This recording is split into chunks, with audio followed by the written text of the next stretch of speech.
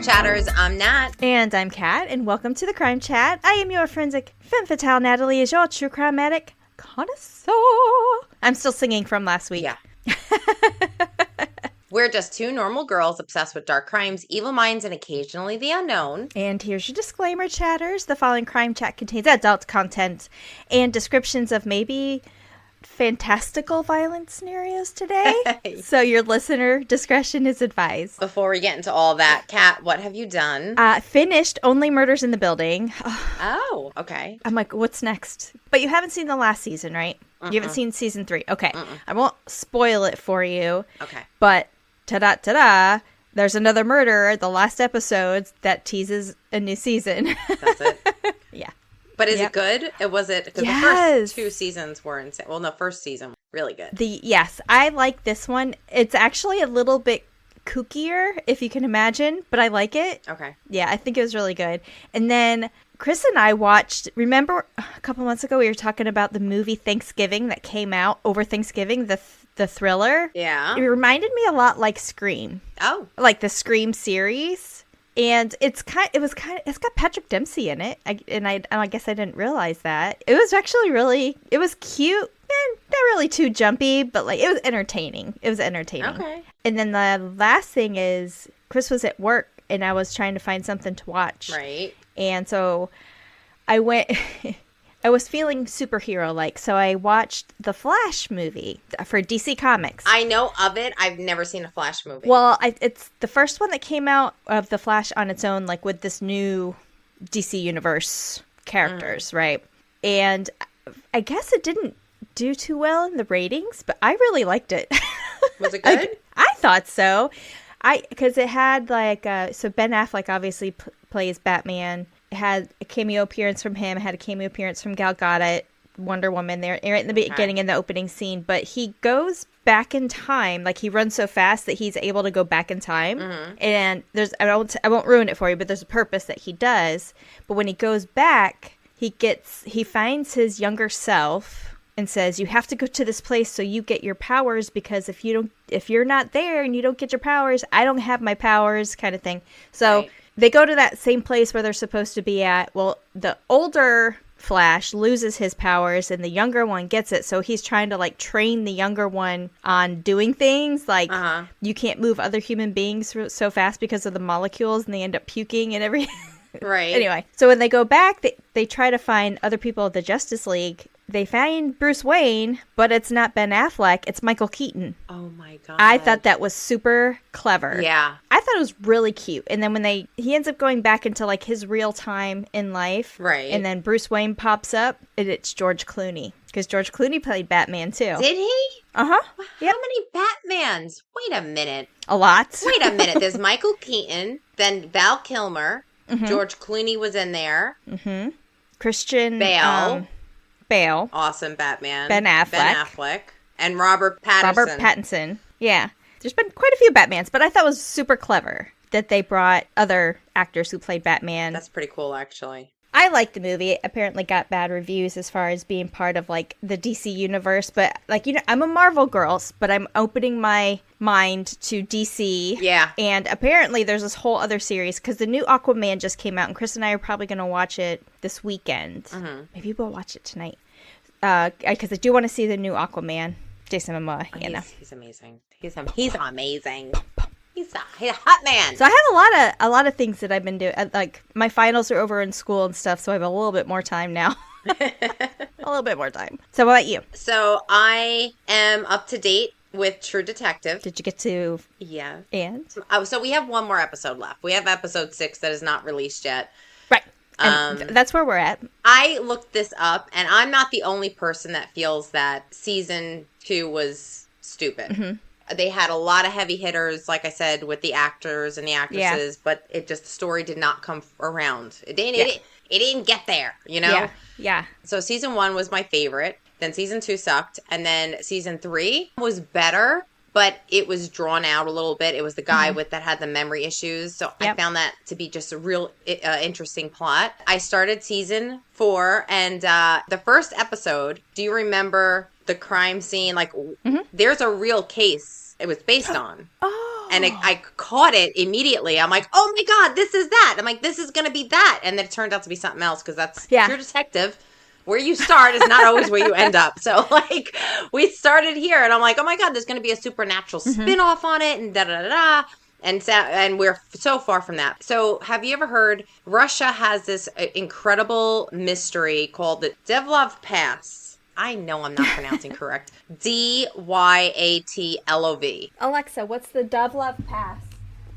The dove is a symbol of peace and hope, representing the Alexa, shut up. You have no idea what you're talking about. The dove is a symbol of peace and hope. We're going to write the name right here. Okay. So that incident that happened, in 1959, and it was a bunch of hikers. And I don't know if they were actually working on the mountain doing research or whatever, but it was like a research facility, kind of collecting research. Yeah. You know, they would have like these little spots or meeting points that they would go to, and they had this one cabin. They can't figure out what happened. They just know they found the hikers completely naked in these weird positions, and like pieces of their body were eaten. They can't figure out who ate them. Like eyeballs, tongues were missing, stomachs were missing. Yeah. The autopsy can reveal if they had hypothermia or if high levels of cortisol, if they were running in fear or something like that. Yeah. And apparently nothing. They were actually fine. They weren't intoxicated, nothing. And then there's a theory saying that one of the stages of hypothermia is feeling that you're hot. Yep. So people have a tendency to take off their clothes. Yeah. And that's what they feel that happened, because when you went to the campsite, their clothes were like folded neatly with their shoes and put to the side. And it's like they just ran out of their camp, all 7 of them. Yeah, that is very so crazy. Did you confirm that it was based on that real story? Oh, okay. But it is. It is. Yeah, sure. So Jodie Foster, a great actress, but I have to say something, and you may not agree, but are you familiar with one of my favorite actresses, Toni Collette? Yes. I feel she would have been better for that role. Okay. I think Jodie Foster's great. Toni Collette would have been perfect for that. Okay. No shade, Jodie. Once again, no shade. You're not prettier than Kat, and I think Toni Collette's got you on this. But you know what? Overall, I would give it a 6 out of 10. 6.5 out of 10. Really? Yeah. So far. So, because the story, Kat, you know where we're at. Like, it better come full circle. Because right now, I am lost in the fucking snow. I have no idea what the fuck's going on. There's a mine. There's people dead. I think it will, though. Like, I think it will kind of come back. I hope so. Because, I don't know. I think it will. We watched the episode 5 the other night, and I had no idea. Like, I was so into it. Chris was asleep the whole time. He was like woke up like the last 5 minutes, but he had been working all day, so we watched it after he got home. Yeah. He's like, he woke up in like the last few minutes. He's like, how long has this been on? It has that effect on you because it's so slow moving at times that you can fall asleep and then wake up. But it's intense. I like the intensity. It is intense. And that one time where, what's the other the trooper's name? I don't know the name, but I know who you're talking about. The other. Yeah, she's got the pierces in her dimples. Yes. Mm-hmm. And she turned around and there was that thing that was standing right there. Yeah. I screamed. Do you have a theory about that? I think that's something to do with the bloodline. That's kind of what they've been alluding to. Ooh, I didn't think about that. That's a good theory. Yeah, being a native Alaskan with whatever tribe or because it's been her mother, her sister. Right. The other girl, Annie Kowak, the one of the victim that lost her tongue, yes. Like she's tied into that somehow. But I think it has to do with that, and maybe something to do with the water treatment facility. I think so. I think you're onto something there. There's only 2 episodes left. Oh, there's 2? Okay. I think there's 2 episodes left. All right, chatters, go watch it. I could talk about this all night. Well, to, I guess, segue into our topic for today. So you wanted me to do an intro on the dark side of nursery rhymes. And Chatters, Natalie's got a plan. It's a plan. For the next couple episodes that she's going to do. Yeah. Is going to have, they're all going to be kind of tied in together. Yeah. So jump in, strap in, white knuckle at the steering wheel. Let's do this. Straighten out your tiaras. Right.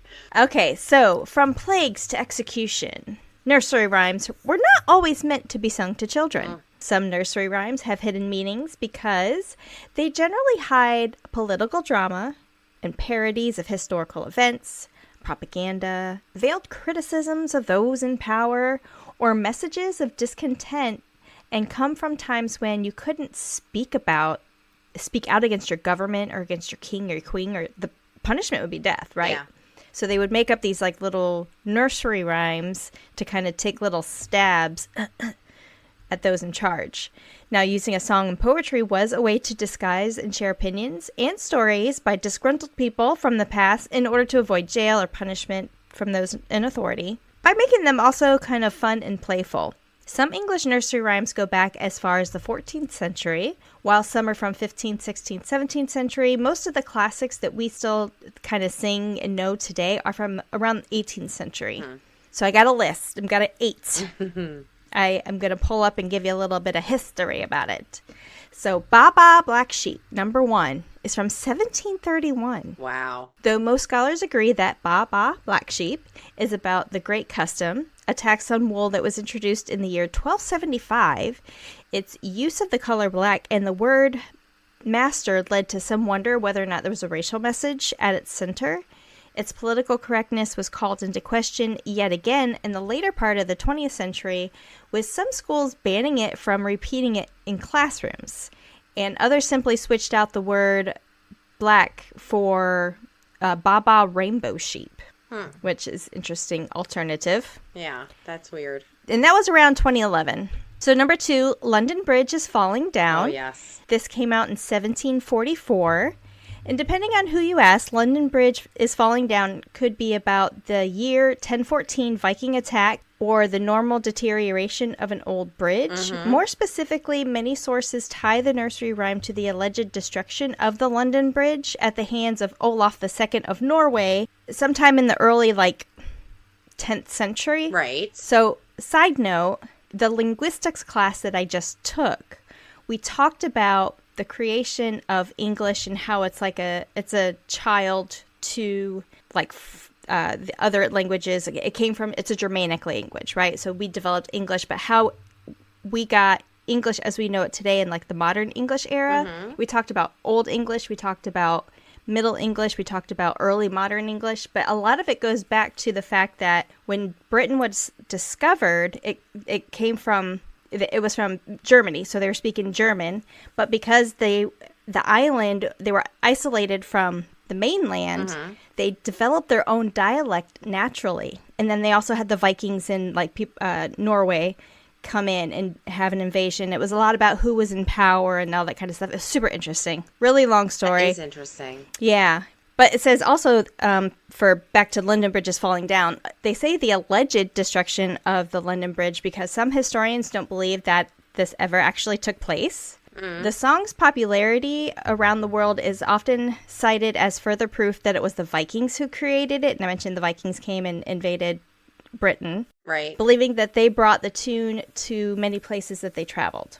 Oh, okay. So number 3, Mary, Mary, quite contrary, how does your garden grow? This was from 1744. Contrary is one way to describe a murderous psychopath. Mary, Mary, quite contrary, contrary. This popular English nursery rhyme, which reads like a solicitation for gardening advice, it's actually, according to many, a recounting of the homicidal nature of Queen Mary I of England, a.k.a. Bloody Mary. We've talked about Bloody Mary before. Yeah. A fierce believer in Catholicism, her reign as queen from 1553 to 1558 was marked by the execution of hundreds of Protestants. Silver bells and cockle shells, which is also in the rhyme, in this understanding are actually considered to be torture devices and not garden accoutrements. Oh my God, that's creepy. Oh man. So interesting. Yeah. I didn't know that one. Either. I like that one. I like it. Jack and Jill, number 4, is from 1765. One of the most common theories surrounded the story's origin is that it's about France's Louis XVI and his wife Marie Antoinette, who were both found guilty of treason and subsequently beheaded. The only problem is that those events occurred 30 years after Jack and Jill was first written. So even though some people think that's probably what it's from, it's not. The more likely story attributes to the rhyme to the 17th century King of England, Charles I. Apparently, he attempted to increase taxes on alcohol, which were generally measured in units known as jacks and gills, but with a J or Gills, jacks and gills. After that failed, he instead reduced the jack about 1/8 of a pint, and in turn, the gill, Gill, which is twice the size of a jack. So Jill's increased price then came tumbling after. So so it was based on monetary values, the jack and the Jill. Ooh, I wondered, did we hit on any of that during the Rum Rebellion? I don't think so. Ooh, okay. I don't remember that. That was a long time ago. It was. Number 5, Rock-a-Bye Baby. Yes. Also from 1765. One interpretation of this famous lullaby is that it's about the son of King James II of England and Mary of Modena. It's widely believed that the boy was not their son at all, but a child who was brought into the birthing room, passed off as their own in order to ensure a Roman Catholic heir to the throne. Wow. Yeah. Number 6 is Three Blind Mice from 1805. Three Blind Mice is supposedly yet another ode to Bloody Mary's reign, with the trio in question believed to be a group of Protestant bishops, like the Three Blind Mice, Hugh Latimer, Nicholas Radley, and Archbishop of Canterbury, Thomas Cranmer, who unsuccessfully conspired to overthrow the Queen, and they were burned at the stake for their heresy. Critics suggest that the blindness in the title refers to their religious beliefs. Interesting. Oh, that's deep. Okay. Yeah. Number 7, Ring Around the Rosie. Yes. That's from 1881. Though its lyrics and even its title have gone through some changes over the years, the most popular contention is that the singy-songy verse refers to the 1665 Great Plague in London. The rosy is the rash that covered the afflicted.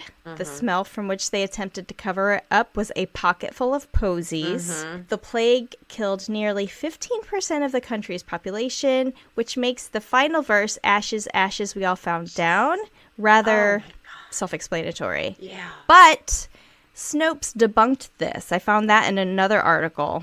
So instead, the nursery rhyme probably has origins in the religious ban on dancing, enter in Footloose, among many Protestants in the 19th century, in Britain as well as here in North America. Adolescents found a way around the dancing ban with what was called in the United States a play party. Play parties consisted of ring games, which offered square dances only in their name and their lack of musical accompaniment. So basically, it was a way for them to dance without getting in trouble. And they were hugely, like a real world Footloose. Yeah. Like an actual Footloose. Yeah. Okay. I like the original. Me too. I'm dark. But apparently it's been debunked. They were hugely popular and younger children got to dance and be in the act as well. And then the last one, Humpty Dumpty. So there's 2 versions of this. Both of them came out in the 18th century. The oldest known lyrics are from 1797, and they go like this. Humpty Dumpty sat on a wall. Humpty Dumpty had a great fall. 80 men and 80 more could not make Humpty Dumpty where he was before. Never heard that one? No. But then, of course, the one that we probably are most accustomed to today is Humpty Dumpty sat on a wall. Humpty Dumpty had a great fall. All the king's horses and all the king's men couldn't put Humpty together again. Yes. That's the one that I remember as like a kid. Yeah. But apparently there was an original, like a different lyrics. So there's a few theories about this rhyme. Some historians believe that Humpty Dumpty was simply a device for a riddle around breakable things. Others suggested that Humpty Dumpty is King Richard III of England, who supposedly was humpbacked and who was defeated at the Battle of Bosworth Field in the year 1485. And another theory is that Humpty is actually a cannon.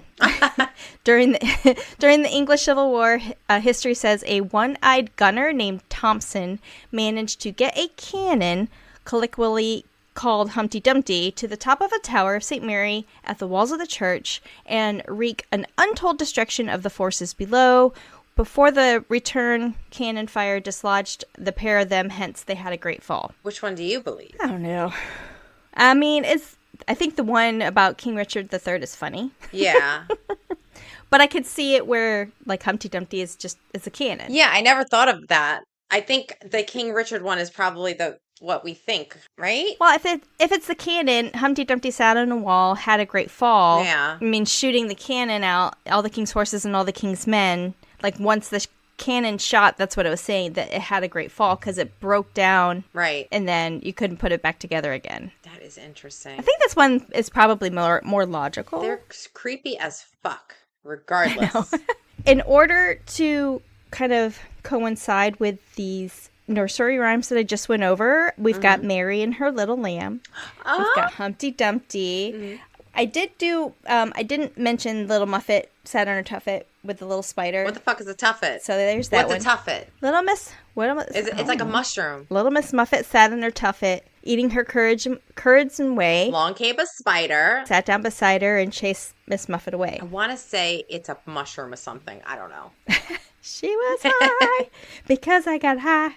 So Baba Black Sheep is right here, and then there's Jack and Jill. Did you just totally design that? Yes, I did all of this, but I put a bunch of different things, like I found Yeah. a bunch of different things to put it together. That's adorable. So this, I borrowed, like Jack and Jill, I borrowed some of the other things, but I put them all together in one. That's adorable. Love it. And Crime Chat is in the sunshine. Yes, I see it.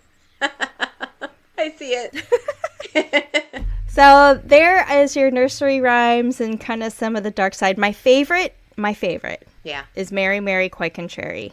How does your garden grow? Of the ones that we talked about. So Yeah. I didn't know that about Bloody Mary, though. I didn't know there was a connection. apparently, allegedly, who knows? The most eerie one that I've ever heard is Ring Around the Rosie. Because you know, It's like about the Black Death. singing it with such glee is super creepy because people were singing that to kind of avoid what the real life freaking devastation that the Black Plague took over. I was living in England when I was teaching my older son that nursery rhyme. Oh my god. And I'm just like, that literal, I just made that connection. Ah! That is crazy. Well, thank you for that intro. I love You're it. welcome. It was perfect.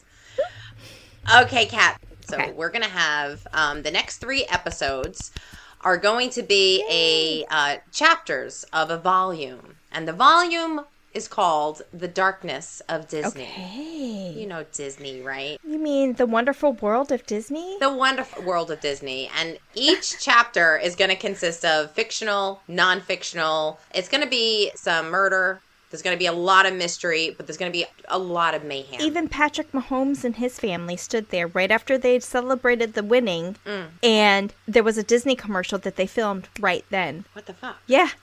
We're going to Disney World! Like, the confetti's going and everything. It was obvious that they just won, and whoever was there, they're like, got it. You know they pay them immediately. Well, no, and that's what I'm saying. Every yeah. Olympian. What are you going to do next? Oh, I'm going to Disney. Well, I grew up in Florida, and we used to go to Disney a lot.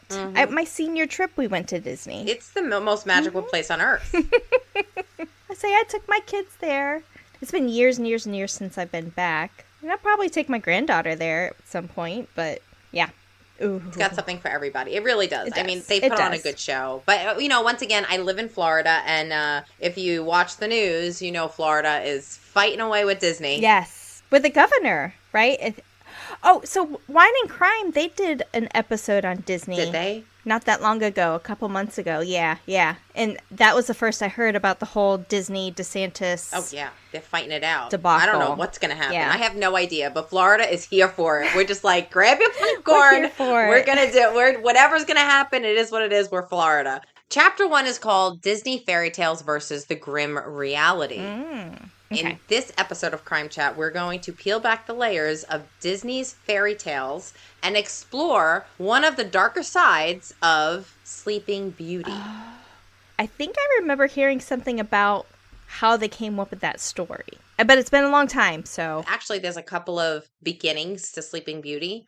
And then we're going to also get into like Sleeping Beauty in today's culture. There's a movie that I need you to watch because I need your opinion about it. You're probably going to be, you're going to need a bottle of wine to watch it because it's pretty sick. But anyway, so. I've got a head start in my Crime Chat glass. Let's get started. The darkness of Disney is a phrase often used to describe the hidden and darker elements within Disney. Disney is renowned for its enchanting fairy tales, beloved characters, and magical worlds. There is an aspect of its storytelling that dives into the more mature and complex themes.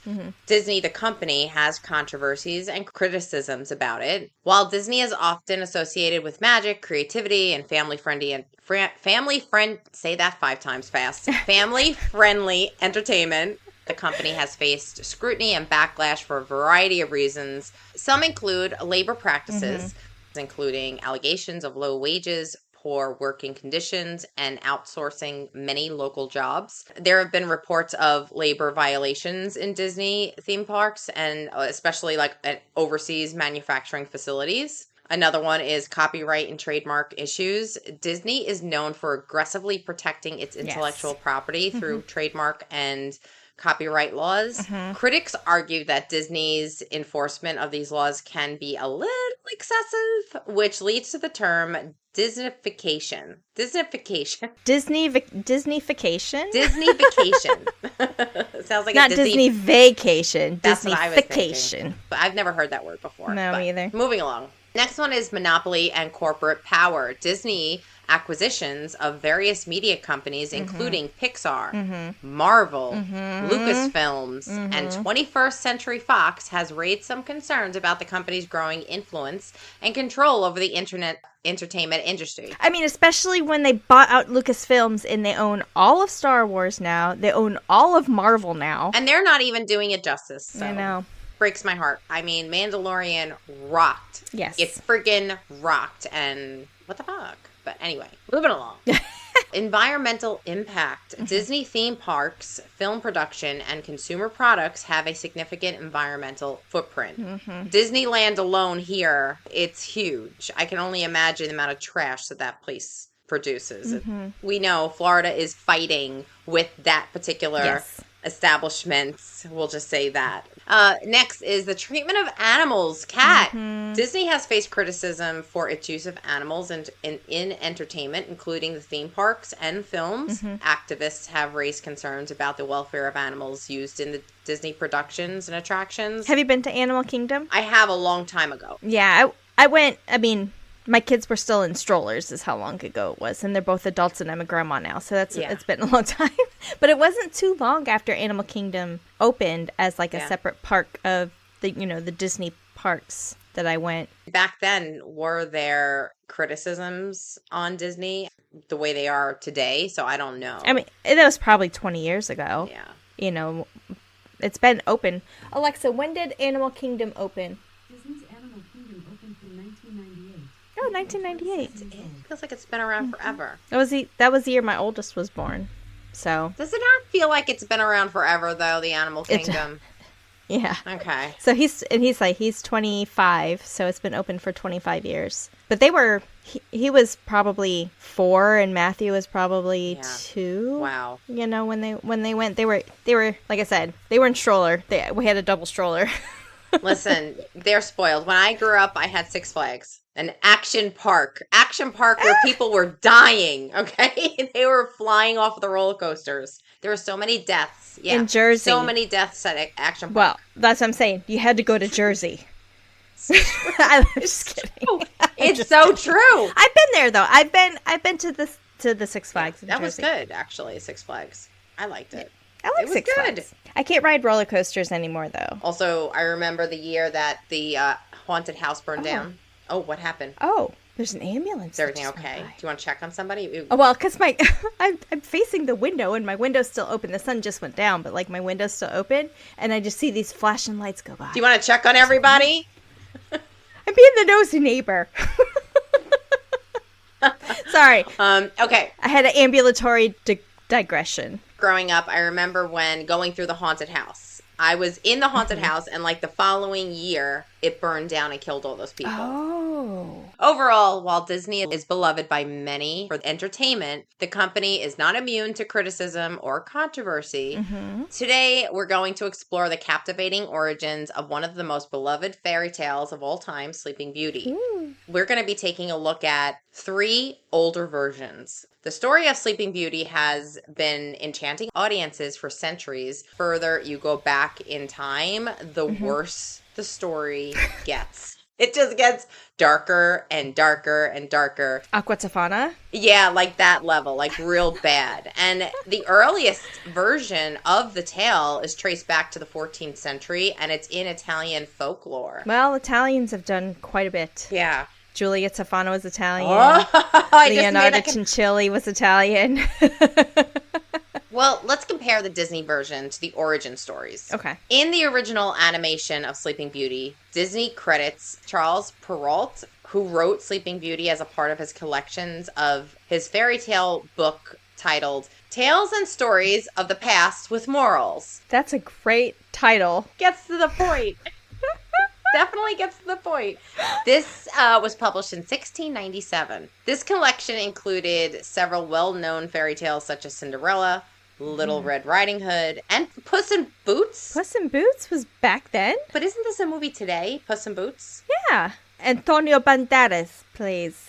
Yes. That's the voice okay. for Puss in Boots, yeah. The origins of Puss in Boots started in 1697. Wow. So Perrault's version of Sleeping Beauty is one of the earliest recorded versions of this tale in European literature. Mm-hmm. Perrault's Sleeping Beauty, titled The Sleeping Beauty in the Woods, begins with the joyful celebration of a royal birth. The long-awaited arrival of the beautiful princess, the king and queen invite all the fairies in the kingdom to bestow blessings upon their newborn daughter, except one who was known to be wicked. Despite being excluded, the wicked fairy appears at the christening regardless to crash the party, and she delivers a curse upon the infant princess. She predicts that on her 15th birthday, the princess will prick her finger on the spindle and die. However, one of the good fairies softened the curse a little bit and altered it and said that, okay, the princess won't die, but she will fall asleep for 100 years instead. Yes. So that's how that happened. Determined to protect their daughter, the king and queen banished all spindles from the kingdom. However, the princess's 15th birthday, fate intervenes. While exploring the castle, she discovers an old woman spinning at the spindle and becomes curious. Despite the warning, she pricks her finger and falls asleep into a deep slumber along with the entire kingdom. The years pass, the thick forests of thorns grow around the castle, concealing it from the outside world. Many princes attempted to break through to catch a glimpse of the beautiful princess, but none succeeded until 100 years passed. Finally, a brave prince makes his way through the thorns and discovers a sleeping princess. Moved by her beauty, he leans down and kisses her gently. At that moment, the curse is broken and the princess awakens along with the entire court. And miraculously, she's still 15. And it's been 100 years. Oh, so we get to that too. Okay. So, overjoyed by the prince's arrival, the king and queen welcome him with open arms. The prince and the princess are married and they live happily ever after. Yeah. Right? Aww. So sweet. Perrault's Sleeping Beauty is a tale of love, destiny, and the triumph of good over evil. Its timeless charm continues to captivate audiences all over the world at all different ages, reminding us of the power of one true love's kiss.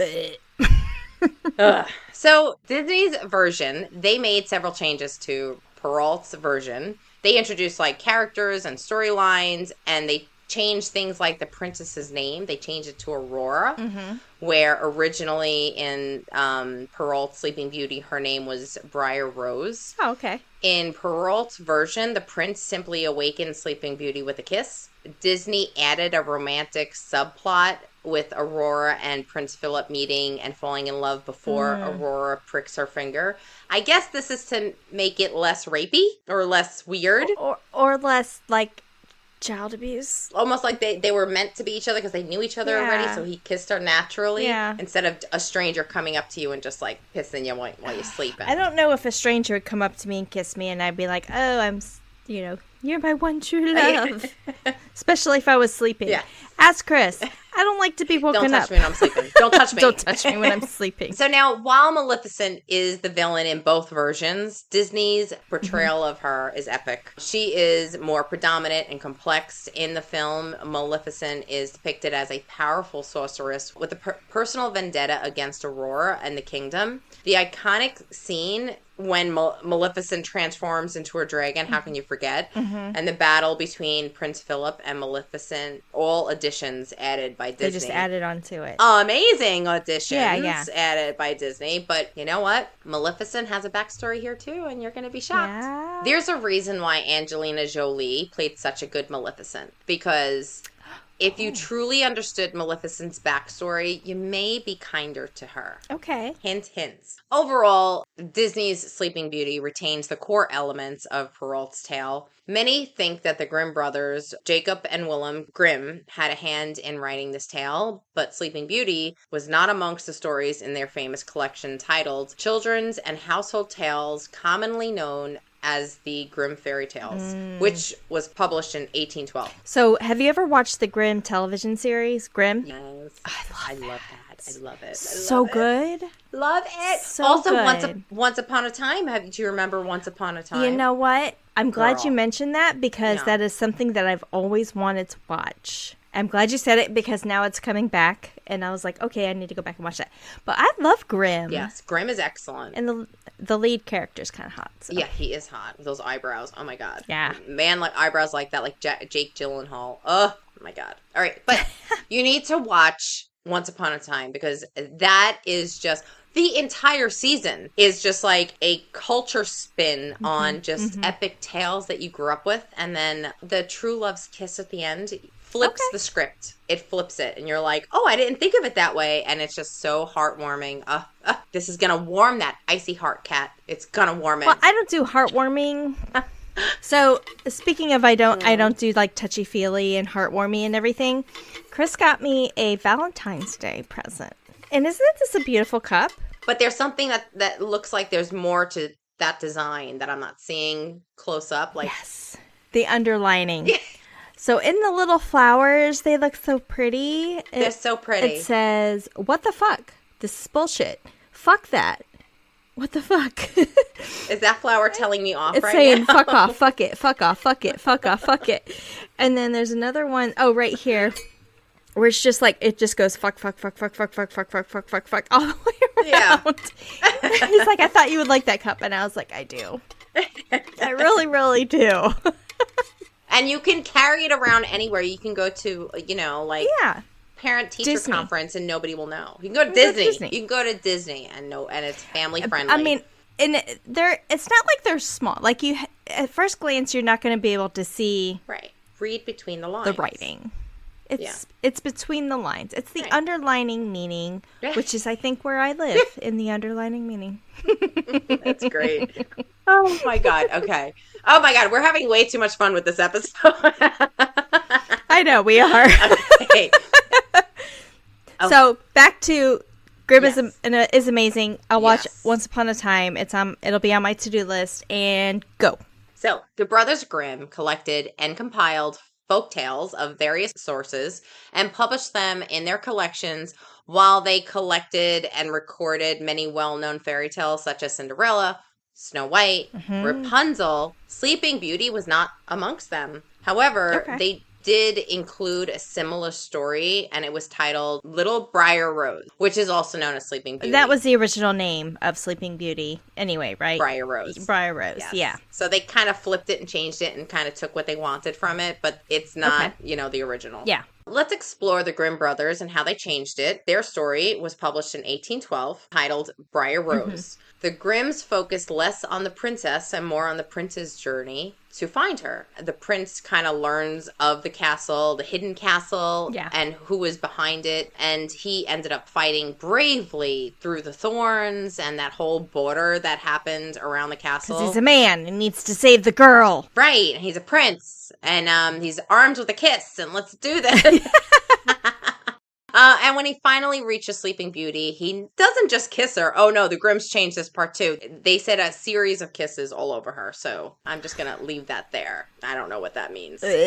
Yeah, so The Grimm brothers also introduced Christian themes into their version. Okay. The castle's inhabitants, including Sleeping Beauty, have been asleep for 100 years, symbolizing the death and resurrection of Christ. Additionally, the prince's struggle through the thorns mirrors Christ's crown of thorns. Yeah. Other than that, the 1697 Little Briar Rose stayed true to Perrault's version. Okay. But the original Sleeping Beauty is much older and much more terrifying. The original version, and you're going to have to help me with this name, okay? Because it's an Italian doozy. All right. The original version was Giambattista? Giambattista. Giambattista Basile. Giambattista Basile. That guy. Because, like Geppetto, it's like more of a G Yes. than a... G. we would think G is like George, like GM. Right. I think it's a G. Icy meatball. Spicy meatball. Okay, this is just more. We need to do more on Italy. Yes, Okay. we do. Okay, so let's jump into the origin story. Basile is an Italian poet and a fairy tale collector who lived during the 16th century and 17th centuries. We don't really know. He is best known for his collection of fairy tales titled The Tales of Tales, which was published posthumously between 1634 and 1636. They don't even know when he died. So I guess he would have. Yeah, I was gonna say if he. So 17th century is the 1600s. So The Tale of Tales is considered one of the earliest and most significant collections of literature fairy tales in Western literature. It consists of 50 fairy tales told over 5 days by 10 different storytellers. One of the most famous tales is Sun, Moon, and Talia. By the way, my nickname is Tala. Oh. Did you know that? I don't think you ever told me that. I love that. I love Talia. I love Tala. My parents only call me Tala, and my grandfather came up with the name. Oh. I was always Tala. Yeah. I don't know why. Why don't I know that? How long? You don't even know me.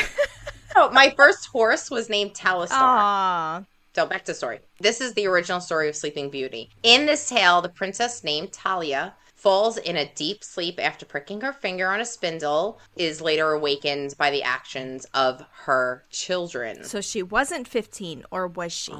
We're going to get into that. Yeah. Ugh. Get you. Can you tell I'm stuck on that? The ick factor is Just a about to little get real high. Okay. Once upon a time, there was a great lord who celebrated the birth of his daughter, Talia, by inviting all the wise men and fortune tellers to predict her future. After much deliberation, they decided that she was in serious peril from a piece of flaxseed. The great lord banned all flaxseed from his kingdom. But one day when Talia there's actually no age here. It just says that she's a bigger girl. I don't know what that means. I don't know. That could be such a range. I know.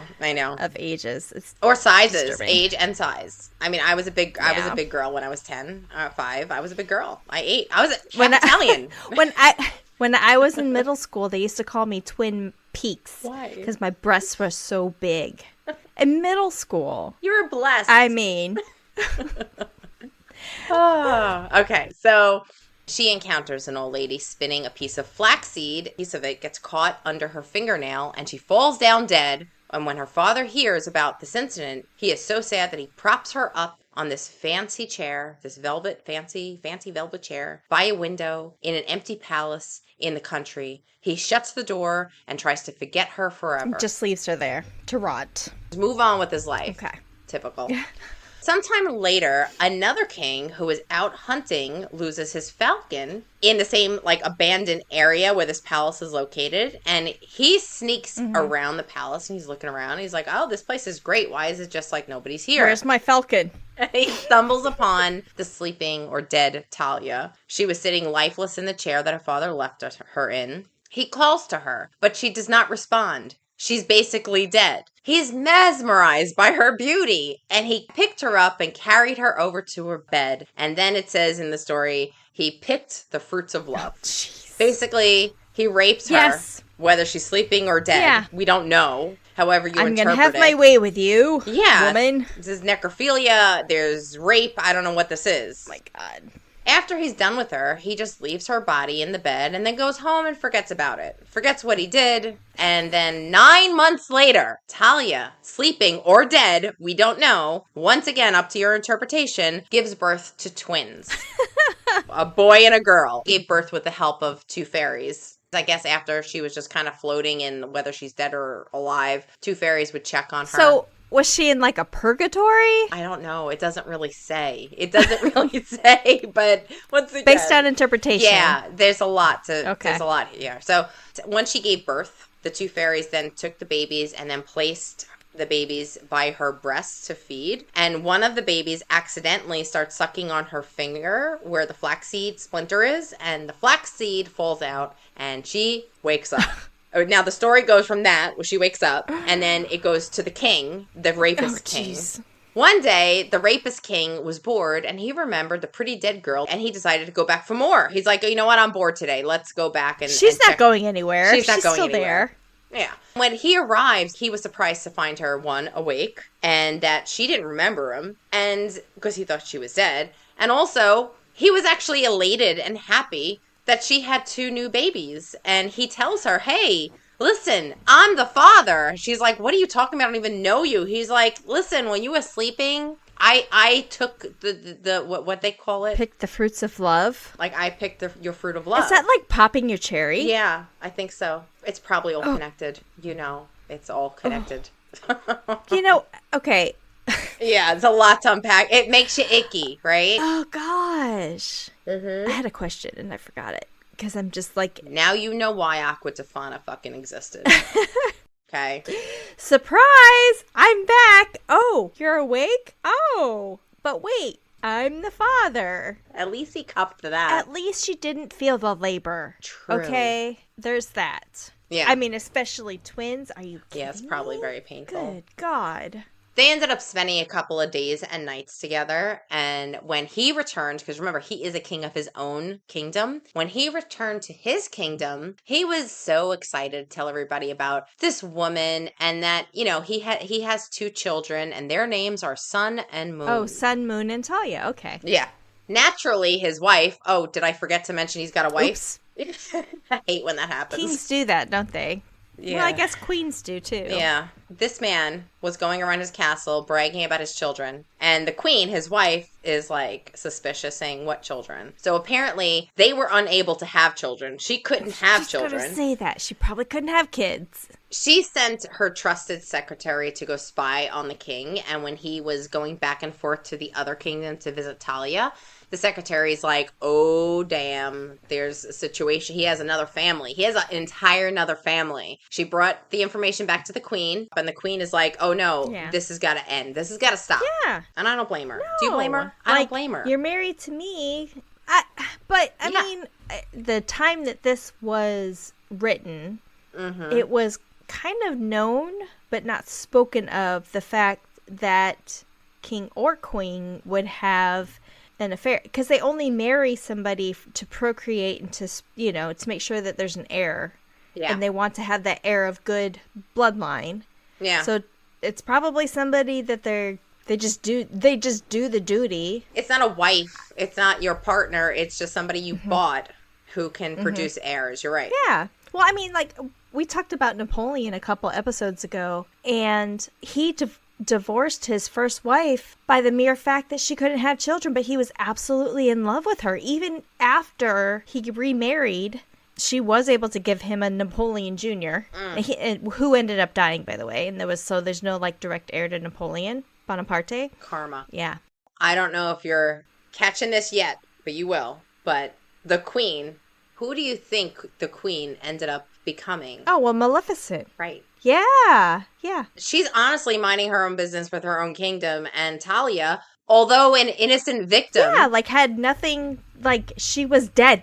So as you can see, the queen, she does have a bone to pick, but she may take this a little far. So she ended up she sent the secret secretary back to Talia to invite her to her castle, saying that this invitation was from the king, but to let Sun and Moon come visit first, because you know what, there's so much to do and there's goodies and things for them to do. So let the kids come and play for the day. And Talia, not thinking anything of it, thinking that her king the father is asking to see the kids, she was like, oh, go. Yeah, absolutely. When they got there, she orders the cook to cook them in various little dishes and delicacies.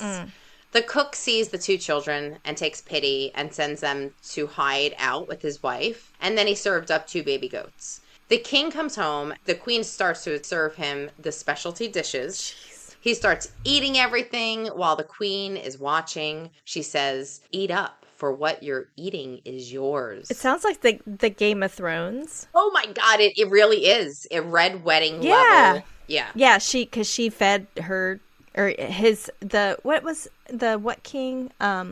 The old guy. You know what I'm talking about. The one that was Yeah. responsible for the Red Wedding. I can't remember his name. I forgot his name too, but he was the creepy one that would marry his daughters. Yes. Yeah. So she repeated this 3 times, and the king was sick of her saying it, so he yells at her, and then he yells at her for being unable to have children. And then he storms out. Feeling the need for even more revenge, she has her secretary invite Talia this time. Talia is confronted by the jealous queen, and I love how they friggin' scorn. They immediately say the jealous queen. I don't know. I wouldn't call her jealous. I would be confronted by the wronged queen, or confronted by the queen who you need to now fucking say you're sorry to. Retributional? Right. Like, jealous is just a cheap... Oh, you're so jealous. Yeah, you're jelly. She blames her for the king's infidelity.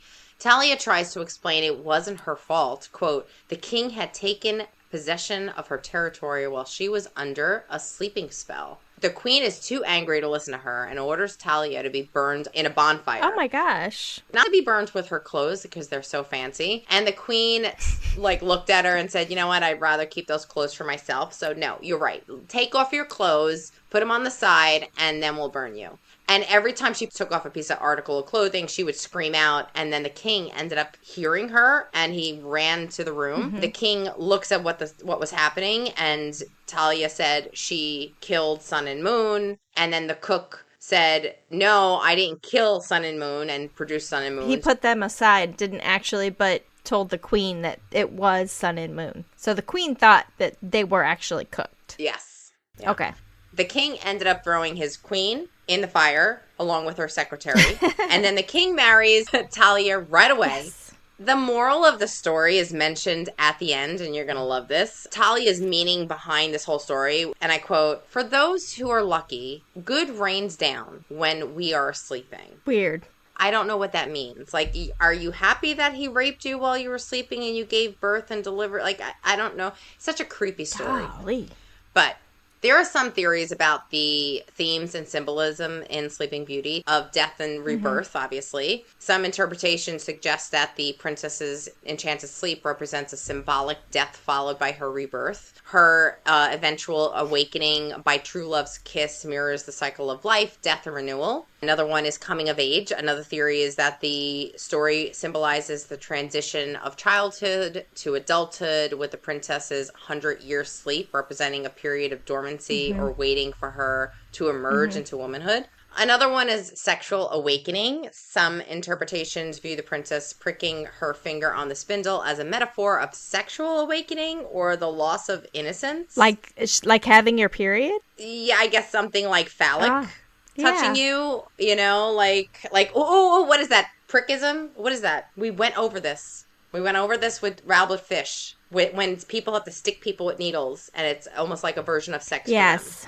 Remember, Yes. Albert Fish would stick people with needles? Yes. I remember now. Yep. Another one is good versus evil. The conflict between good fairies and the evil fairies, Maleficent, has been interpreted as a battle between forces of good and evil. So now Maleficent, obviously, in the original story, is the queen, but she's also the wronged queen. So you kind of sympathize with Maleficent. And I think that's why in today's interpretation or spin on the story, where Maleficent is now this weird fairy-like creature where she's been wronged, but you kind of sympathize with her. I think that's where all that's coming from. And another one is parental protection. Another theory focuses on the protective instincts of the king and queen, who try to shield their daughter from the curse by banning all spindles from the kingdom, even though it came back anyway. So you can't protect your children from everything. You kind of have to teach them how to live and protect themselves by themselves. I just got that. The spin. What? You were saying that's a spin on the Maleficent, Yeah. but it was a spindle.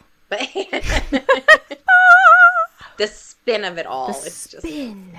But this is a fairy tale, right? Nope. What? The medical term is hysterical catalepsy, also known as an hysterical trance or dissociative trance. Psychological condition characterized by a temporary loss of voluntary movement and consciousness, where a person experiences disconnection from their thoughts, feelings, and identity, is often associated with extreme emotional distress or trauma. I get that regularly. Yeah. Just complete disassociation and disconnection. Got it. During one of these episodes, individuals may appear rigid or immobile with a fixed or statue-like posture. They may also exhibit other unusual behaviors such as mutism, unable to speak, insensitivity to pain, and a lack of response to external stimuli. Despite appearing unconscious, individuals are usually fully aware of the surroundings and retain some degree of consciousness.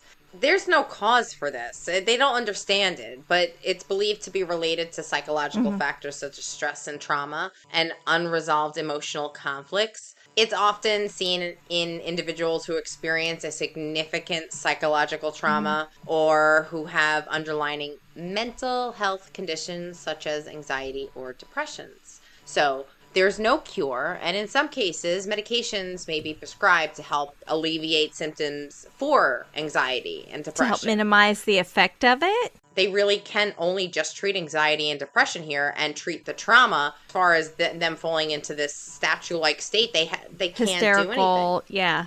Kat, they know all this because there is a real-life Sleeping Beauty case. What? Dun, dun, dun, and that is Carolina Olsen, who was a Swedish woman who gained fame as the real Sleeping Beauty due to an extraordinary incident that occurred in the 19th century. According to historical accounts, Olsen was born in 1839 or 1841. They don't know. She lived in Sweden. Circa 1840. Yeah.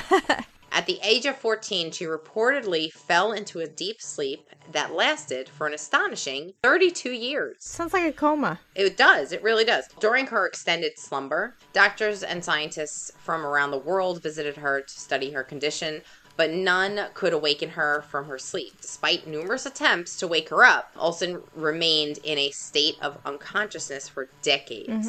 In 1911 is when she was in her early 70s is when she suddenly woke up from her prolonged sleep. Her awakening was met with widespread astonishment and fascination. While the exact cause of her prolonged sleep remains unknown, her case has been subject to much speculation and debate amongst the medical professionals and historians. Some theories suggest that she may have suffered from a rare neurological disorder or form of catatonia. Despite the mystery surrounding her extraordinary ordeal, Carolina continues to be remembered as one of the most remarkable cases of prolonged sleep in medical history. Now let's get into the movies. I'm just gonna. This is the movie I need you to see on top of Once Upon a Time. Okay.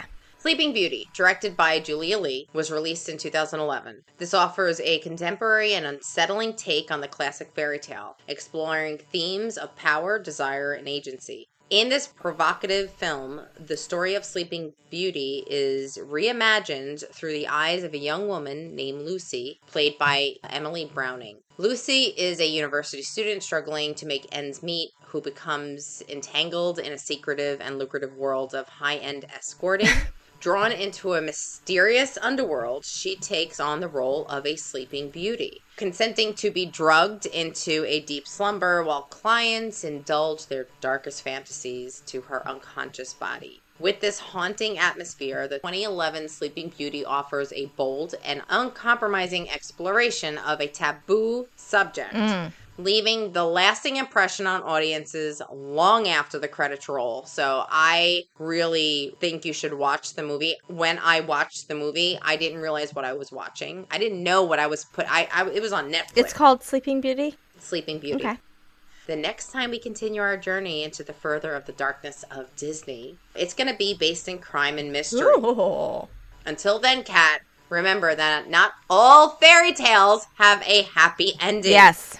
We don't live happily ever after. We don't. And we're all Maleficent in the end. I know. But that's my story, Kat. It's a crazy story. But thank you for doing that story. That is freaking crazy. And I'm looking forward to the new chapters. It's a wonderful world. It's a wonderful world. It's a small world after all.